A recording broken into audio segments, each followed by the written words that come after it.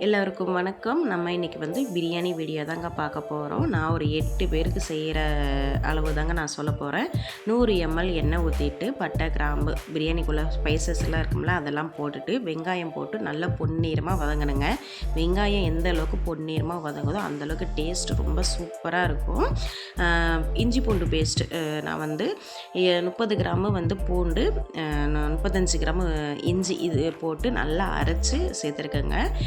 இஞ்சி பூண்டு பேஸ்ட்டு நீங்கள் கூடுதலாக போட்டால் கூட டேஸ்ட்டுமே நல்லாயிருக்கும். இஞ்சி பூண்டு பேஸ்ட்டு போட்டு நல்லா பச்சை வாசனை போகத்துட்டு நல்லா வதக்கி விட்டுக்கிறணும். புதினா, கொத்தமல்லி, தக்காளி, பச்சை மிளகாய் இதெல்லாம் போட்டு நல்லா வதக்கி விட்டுக்கோங்க. தயிர் சேர்த்துக்கலாம். தயிர் நான் ஒரு 50 ml சேர்த்துக்கிறேங்க. தக்காளி நீங்கள் கம்மியாக சேர்த்துக்கோங்க. ஏன்னா நம்ம தயிர் சேர்த்துக்கிறோம். ரொம்ப புளிப்பு ஜாஸ்தி ஆயிடுச்சுன்னா அது தக்காளி சாதம் மாதிரி ஆயிரும்.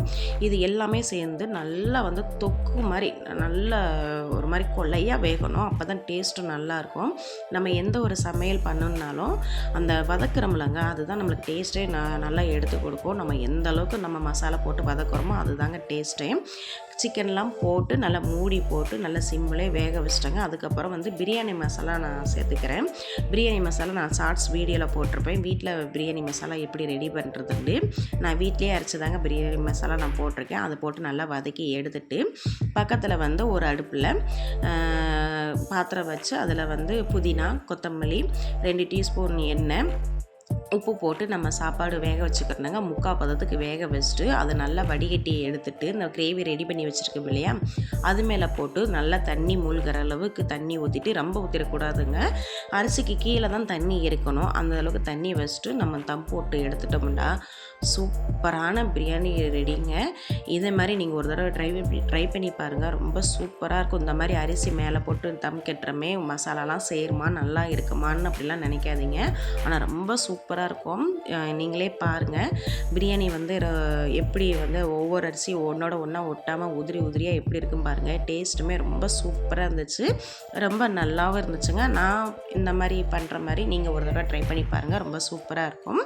கூடவே சிக்கன் 65 தாங்க பொரிச்சிருந்தேன்.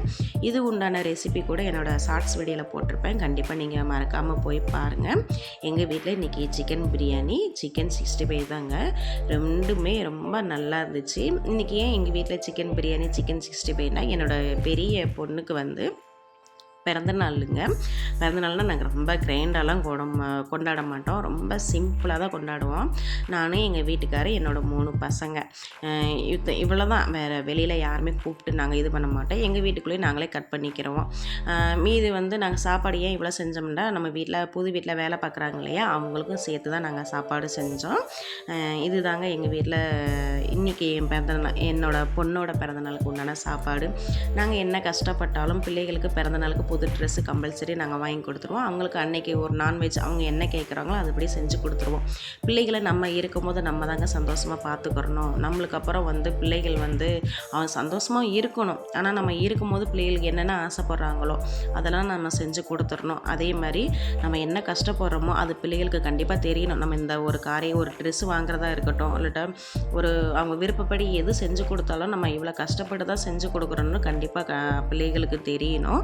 எல்லாமே பிள்ளைகளுக்கு தெரிஞ்சு செஞ்சால் தான் நம்ம எவ்வளோ கஷ்டப்படுறோன்னு பிள்ளைகளும் புரிஞ்சு நம்மளை நடந்துக்கிடுவாங்க. இன்றைக்கி சூப்பராக பிரியாணி செஞ்சு என் பொண்ணோட பிறந்தநாள் கொண்டாடியாச்சு. இந்த வீடியோ பிடிச்சிருந்தா சப்ஸ்கிரைப் பண்ணுங்கள்.